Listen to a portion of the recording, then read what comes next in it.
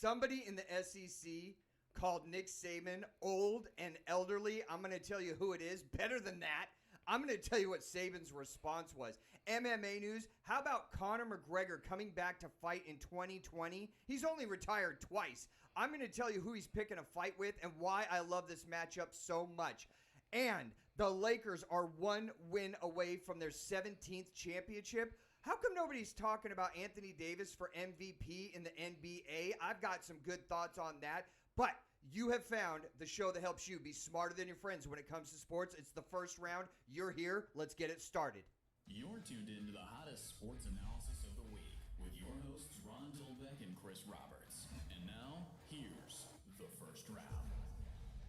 Hey, it's the first round on a Thursday night. It's Zach, Chris, Ron, and you joining us here talking about everything going on in the world of sports. And it's going to start tonight with the top reasons that I love sports. And the first one has to be in Iowa State against Oklahoma. This game took place in Ames, Iowa. You don't walk into Jack Trice Stadium and just snag a win, as Oklahoma found out. How about the Oklahoma Sooners 0-2? The only reason they're 0-2, the reason is because they sent all those fans onto the field. I love it. Storm the court, storm the field, storm the Bastille. I love it. That was such a great thing to see. Small college, big upset on a Saturday night underneath the lights in primetime. It doesn't get any better than that. But maybe it does. Did you see this interception by Andrew Booth Jr., corner from Clemson? Left hand, defender, right hand, ball, interception.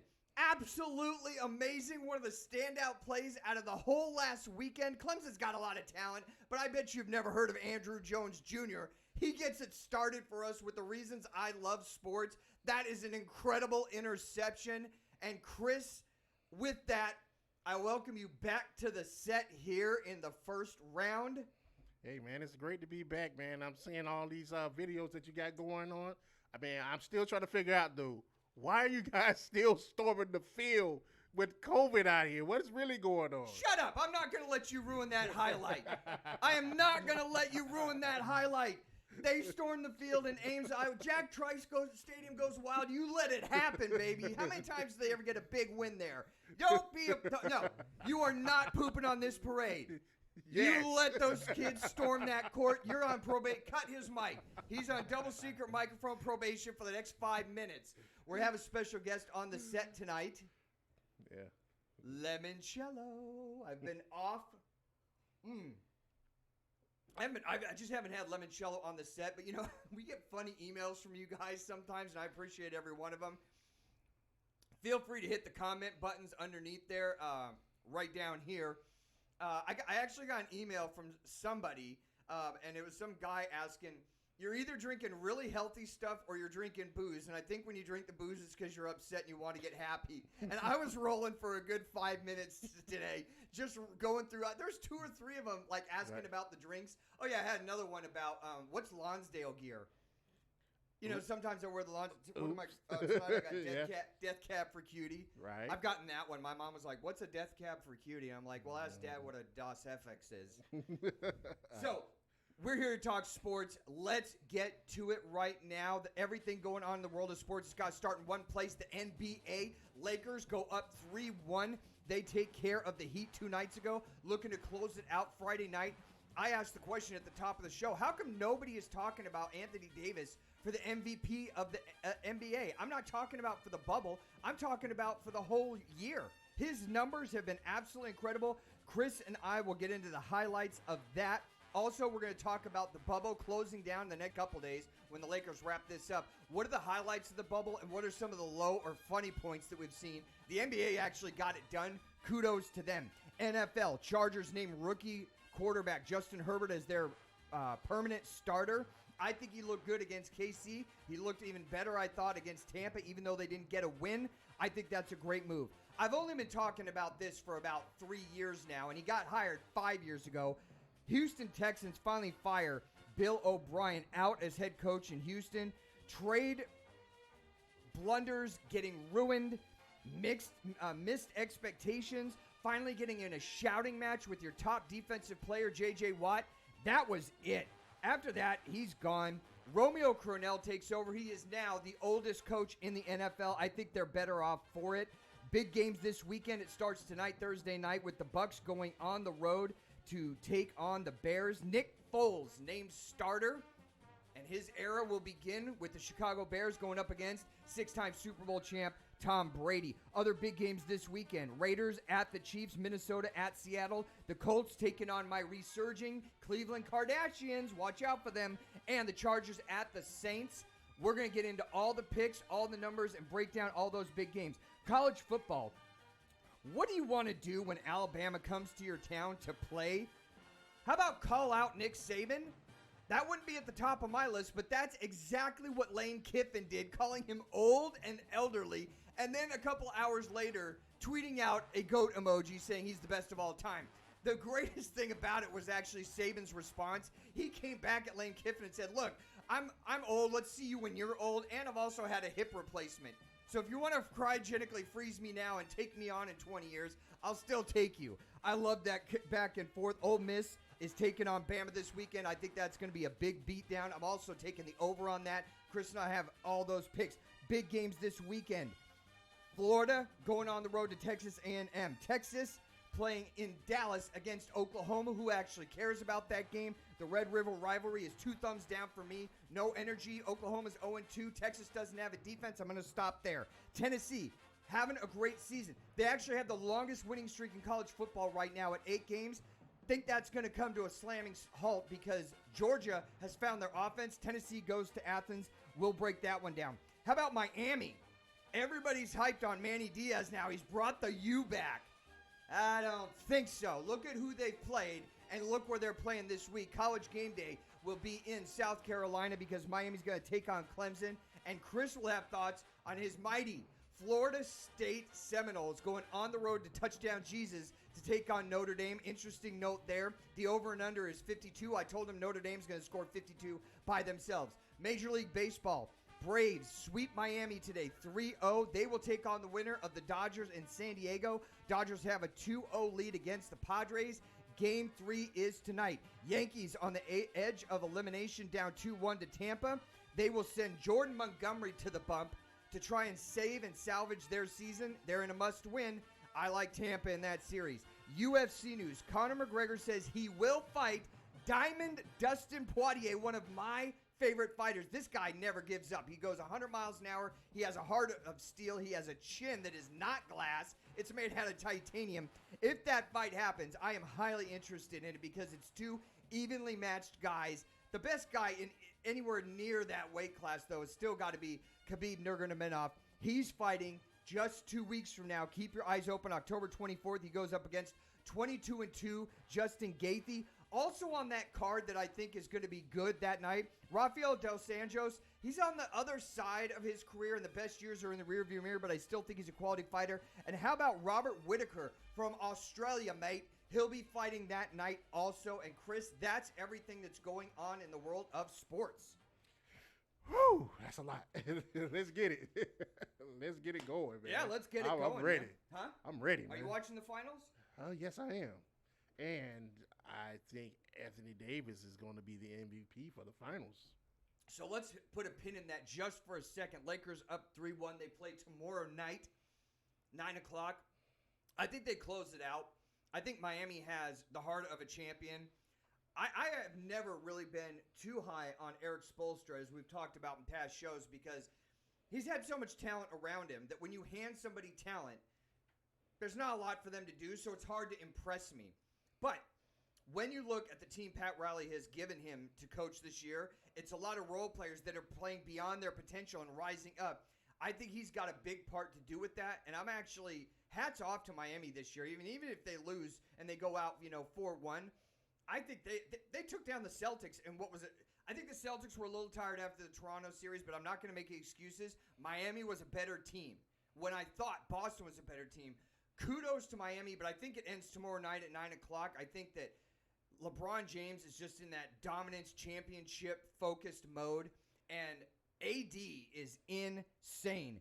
He's averaging 26 points, 2 blocks, 9 rebounds in 38 minutes in the playoffs so far. But here's the stat that really stands out.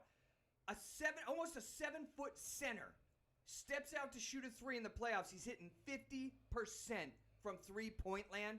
Do you know how dangerous that makes him? Yeah, it makes him very dangerous. I mean, what a lot of people fail to realize is that, AD used to be a point guard. So he can take you off the dribble. So he is just that bad. So, but when I'm looking at this game, too, and I'm looking at the series as well, I'm looking at the way Eric Spoelstra actually coached this team. The fact that he was he actually came from the video room up to being a head coach. It gives him a different point of view of a way to make adjustments. And I think he was able to make adjustments all throughout the playoffs. I mean, with Boston, and also, even with the Lakers, when they won in Game 3. When the Heat won in Game 3, he was able to make adjustments with those injuries. And so, hats off to Eric Spoelstra and the Heat. Yeah, I totally agree with you. Back to AD for a second. In the Portland series, he averaged 30 points, 9 rebounds versus Denver. I mean, talk about stepping it up when you need to step it up. Versus Denver, and one of the premier big men in the league with going against the Joker, he averaged 31 points and 6 rebounds. And against Houston, 25 points and 12 rebounds. Why is no one throughout the season talking about this guy as the MVP of the league? Well, I mean, when you look at AD, a lot of people, you have to the best availability is the best ability is availability. This is one of the things that knocks against AD is he doesn't play a whole season. He's always injured somewhere down the line. And I think, the fact that he was able to actually play through these playoffs, in the bubble and actually play consistently, I think now you have to look at him as one of those top tier MVP type caliber players. Yeah, if I was going to say to you right now, would you rather start a team with Anthony Davis or Giannis? I'm going with Anthony Davis. I'm going with Anthony Davis 10 times. 10 times. I mean, Giannis has choked twice in the second playoff series of the last 2 years. I'm not seeing leadership skills, and he kind of looks lost out there, like he doesn't know how to take over the game. Where when you look at Anthony Davis, he's got a three-pointer. He can post up. He can block. He's great in the block. Get him down low. Shoot outside. Defensively, in every aspect of the game. And here's one thing that a lot of people don't talk about. Does he look like a rookie? Does he look like a 4th or 5th year player? Does he look like he's been doing this for like 15 years? I mean, it looks like he's been doing it for a while. But, I mean, with AD and Giannis, you also have to look at it, too. I mean, you have to look at the whole picture. I mean, you had AD, who has been in New Orleans for 8 years prior to coming to the Lakers. Right. And, in those years of going to the Lakers, he may have gotten them to the playoffs, and I guess you can go ahead and you can also say that the East, conflating the East with the West is kind of tough, too, because the Western Conference is a little bit tougher when you look at the teams like you have Golden State, you have teams like Houston, you have teams like Oklahoma City at one point. Mm-hmm. So those teams were a little bit tougher, but if you're looking at them side by side, I mean, I'm still going to go with AD to get a slight edge to AD. I mean, it's not even a slight edge for me anymore. Well, my confidence level in him is so high right now as MVP. It's like it's him, and then there's like a bunch of guys at like in the B level. Yeah, but it's him. Giannis isn't close to him. Giannis can't step up, and I need leadership. The most valuable player. But it's kind of like like when LeBron James went down to Miami. He didn't know how to win. And I think with AD going over to the Lakers with LeBron, who has won championships, who then has went back to Cleveland and did it his way, and winning in Cleveland, it's in a sense it gave him that confidence and that just that extra person to show him how to win. And I think Giannis needs that person who needs to show him how to win. And once he does that, you will see the maturation of Giannis. I think they get it wrapped up Friday night in the bubble. Let's talk about the bubble for a second. It's coming to an end next season, whenever it does start. Hopefully we'll have a regular season in arenas with people again, even if it's partial people. But, the bubble, I just wanted to camp on it for a second, talk about some of the highlights, some of the lowlights or funny moments. A couple facts real quick. According to Rachel Nichols from ESPN, over 1,000 boxes show up every single day in the bubble.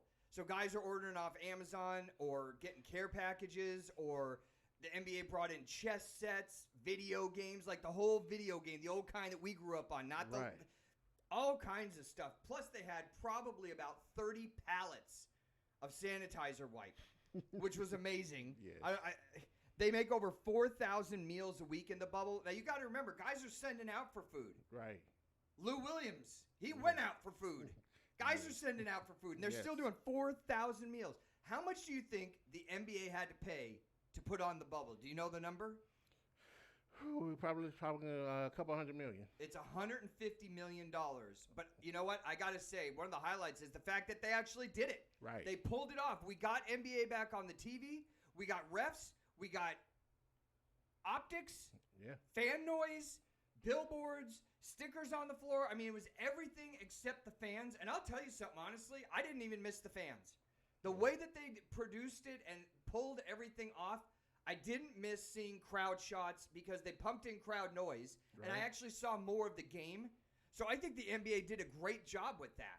Yeah, I think they did. I mean, even if you did have the celebrities there, they did, show the celebrities, like in the front row, in the seats, virtual seats. Right. I didn't like that. Yeah, I mean, it was kind of interesting. I mean, to see Shaq sitting next to Barack Obama, sitting next to, like a.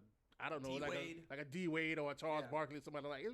So it was interesting to see how all of those, how they were able to put that together. Mm-hmm. I mean, because seriously, when you look at those circles, I mean, you don't necessarily see Shaq with President Obama hanging out with D Wade at the same time. You just don't see that together. So just that dynamic of them putting that together is kind of interesting. The fact that the NBA pulled it off and actually got us the end of the season and the playoffs. I think that's the biggest positive to take away from it. Some of the things I didn't like about it were the Bucks and the Clippers were out because I'm really interested to see how would a Bucks-Clippers championship look or a Bucks-Lakers championship. I would have loved to see the Celtics and the Lakers in a championship, obviously because I'm a Celtic fan. And I was looking. I really wanted to see the Clippers go up against the Lakers in a Western Conference Finals, and it didn't happen.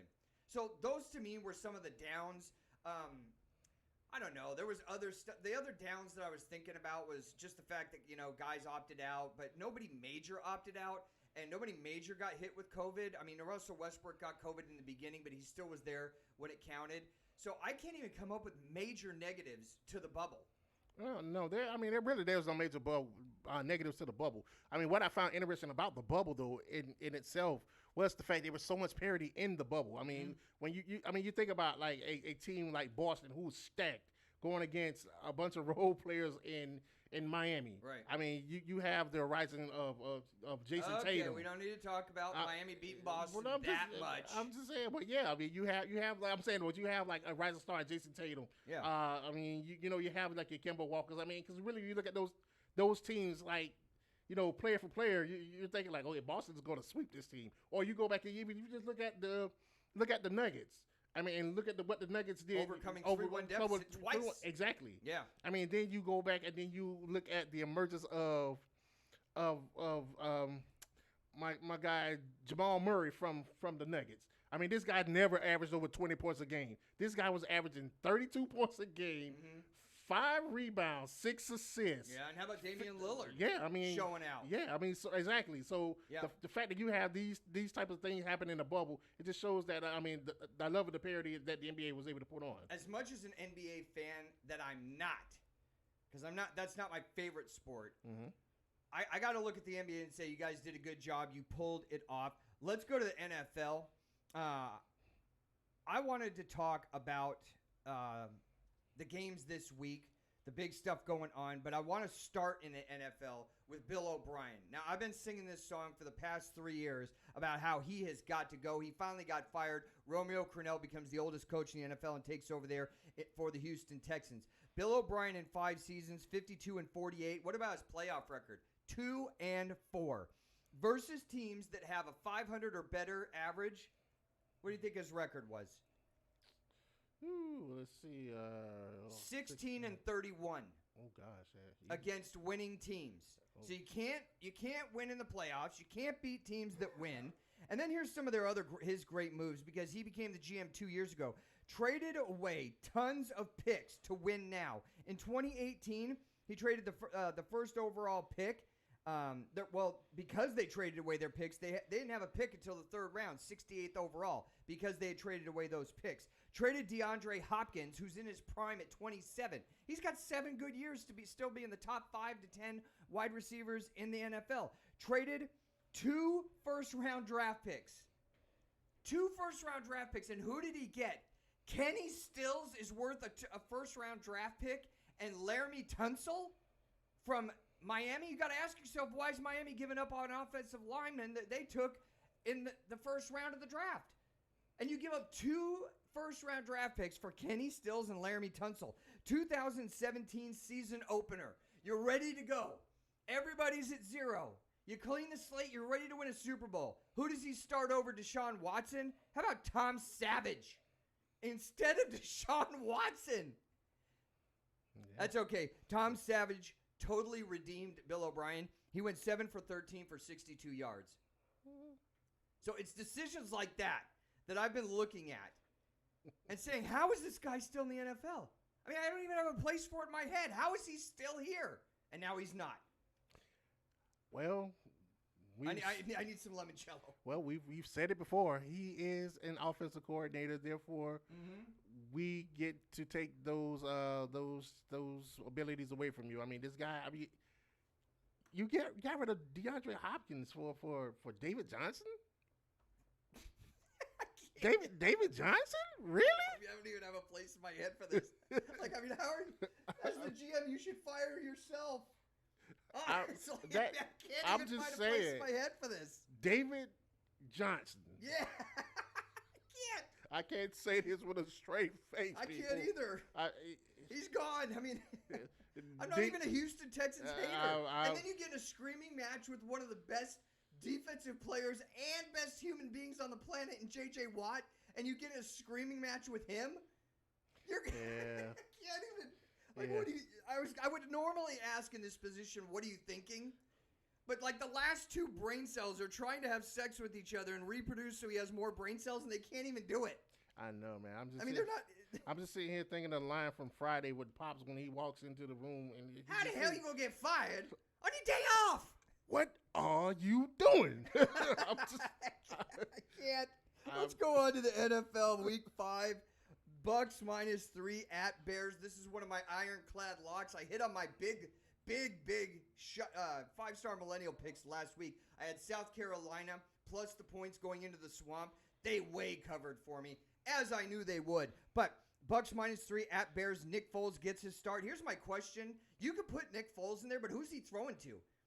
Can you even name one of the wide receivers that the Bears have right now? No. Allen Robinson, Darryl Moody, Anthony Miller. Never heard of any of them. I'll take the Bucks -3. I like the Bucks getting it done on the road. Give me Tom Terrific. Yeah, Allen Robinson, Miami. Spend a day or 2 in Jacksonville. Never really panned out. Yeah, I'm going Tom Brady. Yeah, Tom Brady on that one. Hey, how about if I said 2 undefeated teams, and we're not sure this game is going to happen, and I hope it does. The 4-0 Bills, who I picked to win the AFC East, go on the road to take on the 3-0 Tennessee Titans. I like the Bills in this game. There's no line on it. You talked about Josh Allen before the show about how he's completely turned it around this year. He's not scrambling for his life. Better decision-making, less interceptions. I think he's a bright spot on their team. But when I look at the Bills, I'm really looking at their defense. Their defense the last couple of years under McDermott has taken it to another level. I like the Bills in this game if it happens. Yeah, I mean, I like the Bills. And, again, I love what Josh Allen was able to do, changing up his game. And then the fact that you add Stephon Diggs to the mix to give him his number 1 receiver there that could actually make his offense actually hum a little bit better, I'm definitely going with the Bills in this one. Yeah. How about Las Vegas Raiders going on the road to Arrowhead to take on the Kansas City Chiefs laying 12 points? I'm going to take the Chiefs. I shouldn't do this, but the weirdest stuff happens in the NFL. You and I know that. I'm going to take the Chiefs. I'm going to lay the 12 because I think they're going to show out. I think their offense is going to come back. And, Gruden hasn't shown me anything yet. They haven't made it over that hump. And I don't know how to define the hump exactly, but it's just optics, and I haven't seen them make it over the hump. I'm taking KC. I'm laying the 12.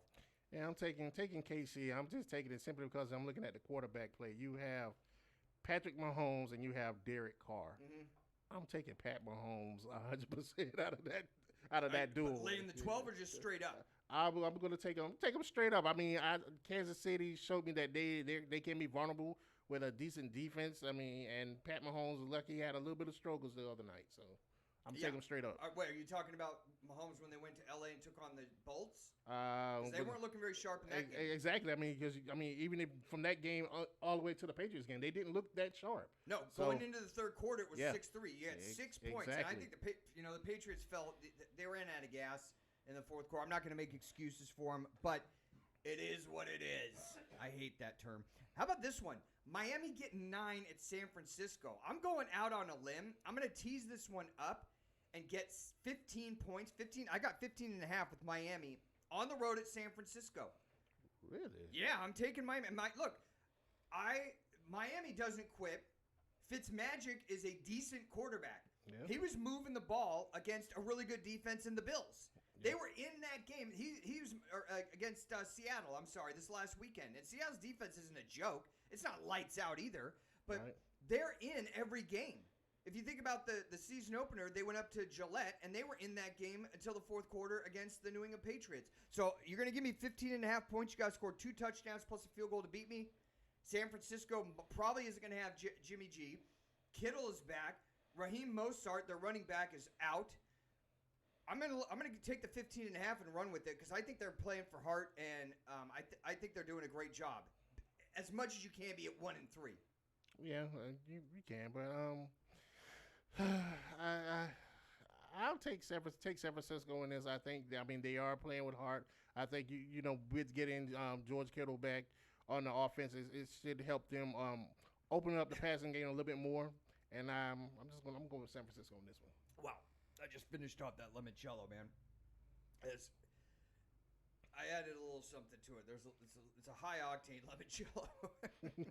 Okay, Seattle, the team that I think is one of the best teams, most underrated teams in the NFL, is taking on Minnesota at home. Minnesota's getting 7. I'm taking Seattle straight up in this one. Main reasons, DK Metcalf has emerged this year. He's a lot better than he did last year in his rookie year. Tyler Lockett is a much more than dependable wide receiver. They need to get their running game going, but you got Russell Wilson, you got Pete Carroll. That's enough for me. I'm taking them straight up to beat Minnesota at home. Yeah, I'm taking Seattle in this game too, simply because you have Russell Wilson. I'm about to say Westbrook, but Russell Wilson. You have Russell Wilson, who to me is so far right now is the MVP of the league right now. I like what he's doing with DK Metcalf and with Tyler Lockett. I think Chris Carson may be able to get it going against that Minnesota defense. His list is questionable. Well, we'll see. But I think with Chris Carson be able to get it going, and also Russell Wilson should be able to take care of that young secondary that Minnesota has. And really, when you look at that too, Kirk Cousins, I don't know what to say, man. Weren't we just looking at Minnesota 2 years ago talking about what a great defense they had? Yeah. What happened? Well, they got rid of Xavier Rhodes, who was playing lights out and hit the Colts, and you get rid of Mackenzie Alexander, who's probably one of the most instinctive defensive backs in the league. And so, you get rid of 2 of those guys, and this is what you get. Yeah. Last game on the NFL docket, the Los Angeles Bolts. Sucks to say that. I grew up a Charger fan for a while, the Fouts years. Going on the road to the Saints. Saints are laying 7.5. I'm taking the 7.5 in this one all day long. Justin Herbert has looked really good in the last 2 games against Tampa Bay and against, who was it 2 weeks ago? Kansas City. Kansas City, yeah. Wow, the limoncello's kicking in. I thought he's looked good the last 2 weeks. I'm taking Justin Herbert, who just got named permanent starter. I think they've got enough to get it done. Plus, I'm getting 7.5 points. That's where I'm rolling. Ooh, oh yeah, yeah. I'm gonna go with the Saints. I think the Saints have just enough weapons to actually get it done. I'm going with Drew Brees in this one. Okay, I can't argue with you. Hey, we want to let you guys know. Thank you so much. We just hit 1,000 subscribers. Last week's show, over 900 views. Yeah, man. Thank you. That's amazing. Thank you so much, each and every one of you. If you haven't subscribed, do so now. Help us grow the first round of Epic Proportions. Tell your friends about the show. While you hit the subscribe button, go a little farther over to the left, hit the notification button. You will be notified by YouTube every time we upload videos weekly. We've got 2 this week, an NFL Week 4 special. If you've missed any of this show, check us out on YouTube. Check out our archive videos. and you could be a part of the show. Join us at thefirstraundrd@gmail.com. Get your comments and questions like Chris and I talked about at the beginning of the show. We try to get those in every single week. Also, you can comment right below us down here in the comment sections. We go over those every single week and try and hit you guys back. Appreciate all the good comments and questions. Having said that, I want to get into college football, Chris. It's a big weekend. We've got the Big Ten starting soon, but they're not here yet. We've gotten 2 weeks of the SEC down, which makes me happier than a pig in slop. The big game, one of the big games this week, Miami, somehow ranked number 7th. I think that's a little bit of a stretch. Going on the road to number 1 Clemson. Clemson's given up 14 points. What I love about Clemson is the fact that they've got a defensive coordinator, Brett Venables. Now, they've done it against Wake, the Citadel, and Virginia, and I get that. But if we're going to be fair, and people are going to start talking about the U being back, and Manny Diaz is doing such a great job, he's done a great job against Louisville, your Florida State debacle, and against UBA. Not exactly New Year's Day Game 6 bowl participants there. I'm not buying into Miami completely right now. I don't think that they're back. Those are good quality wins. What I like about Clemson is their offense is ranked 17th in the nation overall. They put up 37, 49, and 41. Again, it's Wake, it's Virginia, it's Citadel. I get that. But their defense is 12th in the country. And this isn't against just Wake, Citadel, and UVA. It's been this way for years now. So I know what I'm getting with Clemson, a lockdown defense. And if Miami isn't tighter than a violin string when it comes to play calling on offense, I think that Clemson has a chance to roll it up. They're given 14. Miami's defense is 29th in the country. I love Clemson's offense. They're ranked 17th. I think they've been holding back against these teams, and they're going to let it rip this weekend. I'm taking Clemson. I'm laying the 14 points. Give me Trevor Lawrence all day long. Ron? Yep. I'm gonna say it here. I'm gonna be the first one to say it. I think this game is gonna be close. I think this game is gonna be really close. Like how close? I think this game is gonna be within the margins, probably within, I'd say, within 7 to 8 points. Okay, how about this? We bet on hats all the time. I'll go 2 hats to 1 that Clemson wins straight up. 2 to 1. So if Miami wins, I'll buy you 2 starter hats. If Clemson wins, I get a hat. I'm not saying they're That's going to win. I didn't say they were going to win. It always comes down to that, I baby. didn't say they were going to win. I said this game is going to be close. I'm giving you 2 to 1 though. I'm saying this game is going to be close, Ron. Okay, so that's a no? No. Okay. Clemson's going to win, but I think Really? Miami's going to make this game, make it an actual football But game the this thing year. that concerns me about Miami right now is look who they've played. They beat up on you guys. I mean, I understand that. Quality but of competition, Chris. I understand that Okay. too, but I mean, really, Louisville is better than Virginia in my eyes. And I mean, Whoa, that's a close call between those two teams. But to me, Louisville is better than Virginia to me. But I think this year, I mean, with Derek King, with Rhett Lashley running the offense this year, I think with all of these things that Miami has going for it, I think they have a possibility, have a chance to actually make this game close. Yeah, Derek King coming over from Houston as a Yes. transfer adds a spark. It adds an element that Miami hasn't had in a while. And the happiest person on the planet because of it is Manny Diaz.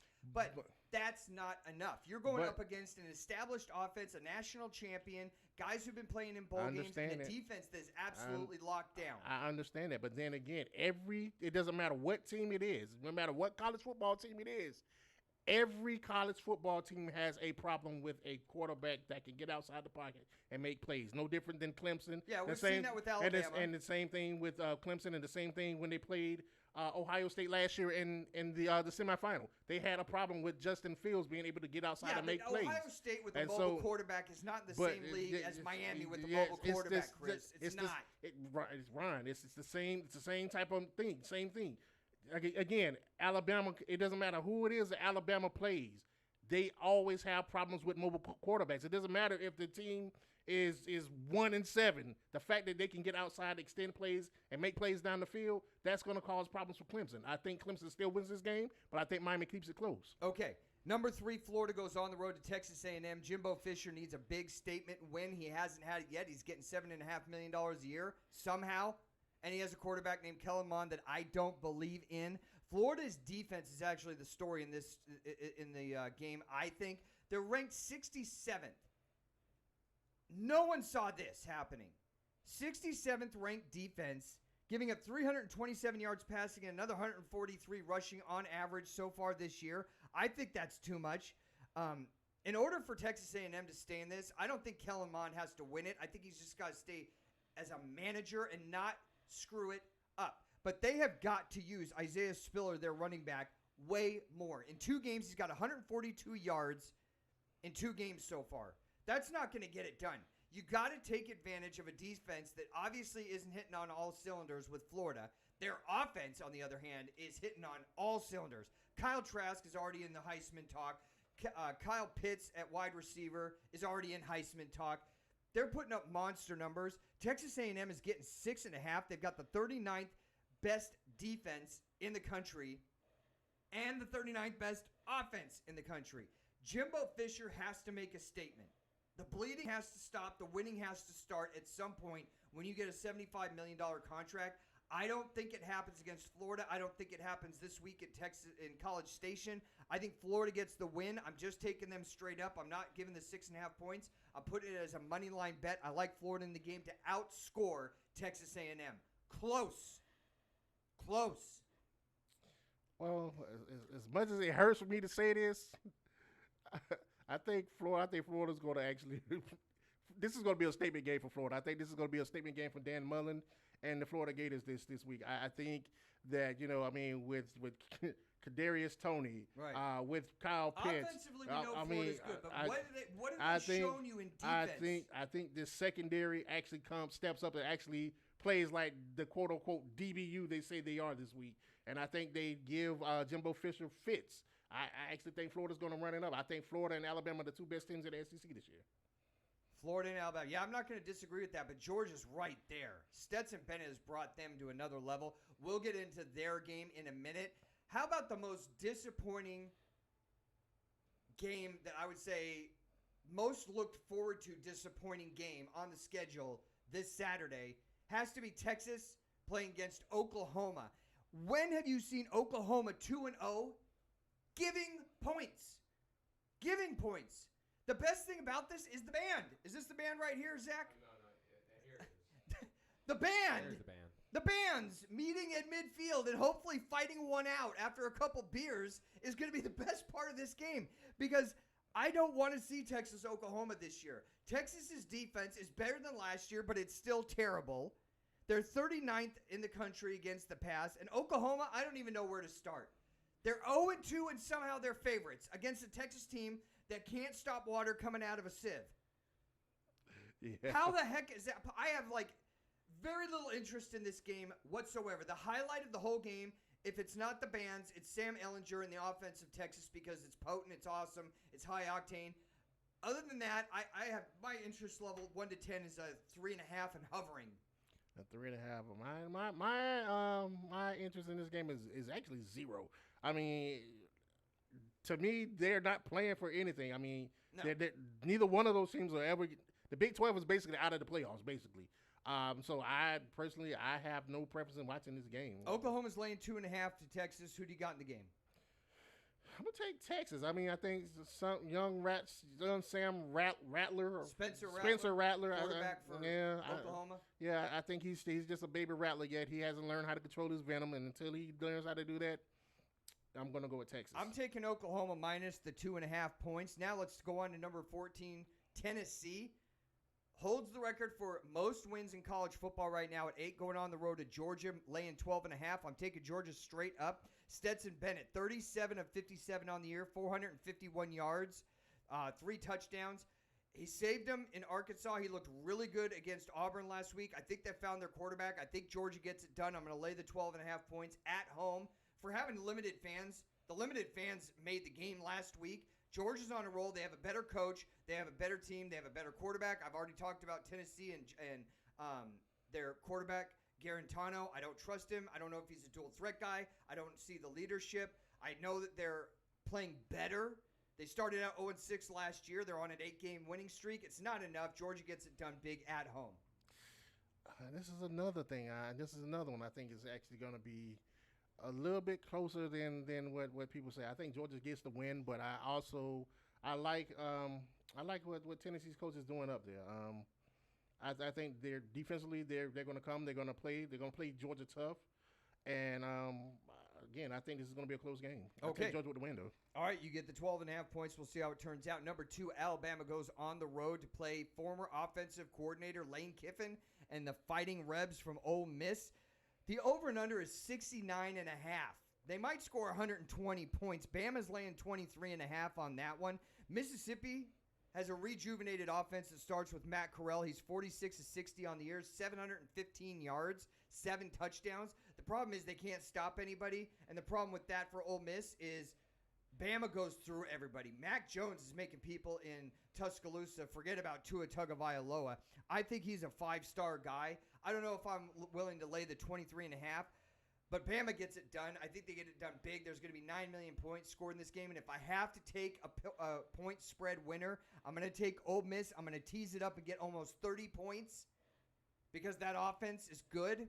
So give me Ole Miss plus the 30 on a teaser.